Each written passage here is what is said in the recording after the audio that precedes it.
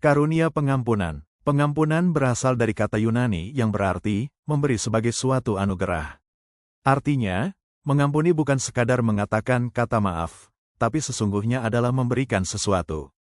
Jadi, pengampunan adalah sebuah pemberian. Pemahaman ini berakar pada konsep Alkitabiah, di mana Tuhan mengampuni dosa kita sebagai bagian dari karunia-Nya yang cuma-cuma. Ketika Yesus disalib, ucapan pertamanya adalah, "Bapa, ampunilah mereka, sebab mereka tidak tahu apa yang mereka perbuat." Ini menunjukkan bahwa pengampunan adalah karunia besar yang Yesus berikan secara bebas. Kita pun diminta untuk mengikuti teladan ini, memberikan pengampunan dalam kehidupan gereja, pernikahan, dan keluarga. Hakikat kesabaran, forbearance, berbeda dari pengampunan. Forbearance, dalam bahasa Inggris berarti menahan diri, menanggung. Jika mengampuni berarti memberi, maka menahan berarti menanggung penderitaan, bersabar, tidak membalas, tidak bereaksi. Ketika kedua sikap ini, mengampuni dan menahan diri, ada dalam hubungan dua arah, maka kehidupan pernikahan, keluarga, dan gereja akan menjadi indah dan menyenangkan. Mengampuni juga berarti melupakan, meskipun kadang kita sulit karena memiliki ingatan yang panjang yang justru merusak hubungan. Menjaga pernikahan dan keluarga yang sehat. Pernikahan dan keluarga disebut sebagai proyek atau pekerjaan besar. Brother Minoru mengutip hikmat dari Saudarani atau Saudara Lee, bahwa ada dua ungkapan penting dalam pernikahan.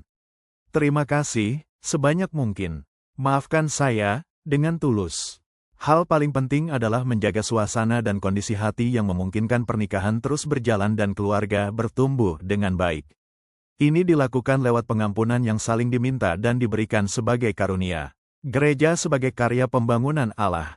Kehidupan gereja juga disebut sebagai proyek Allah, bangunan rohani. Untuk itu, perlu diciptakan kondisi yang menyenangkan, harmonis, dan satu hati.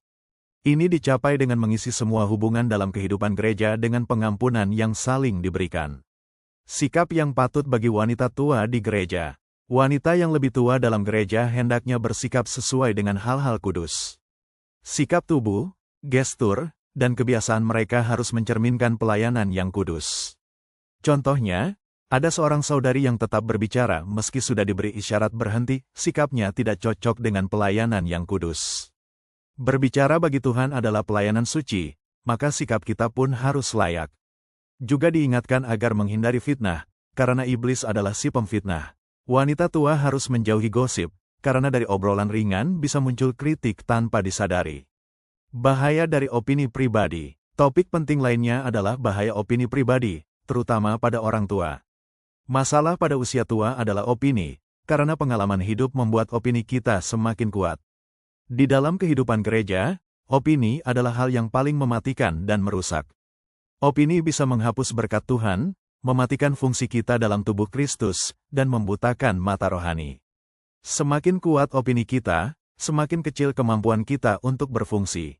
Menurut sejarah gereja, perpecahan dan kebingungan di antara umat Kristen selama berabad-abad banyak disebabkan oleh opini pribadi. Belajar menyesuaikan diri, bukan bersikeras. Brother menutup dengan nasihat. Belajarlah untuk menyesuaikan diri, bukan bersikeras. Jangan keras kepala atau bersikukuh. Karena semakin tua seseorang, semakin sulit berubah, semakin kaku.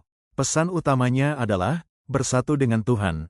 Menjadi satu roh dengan Tuhan, itulah obat untuk penyakit opini. Tapi ini perlu latihan yang mendalam dan konsisten, bukan hanya pengetahuan.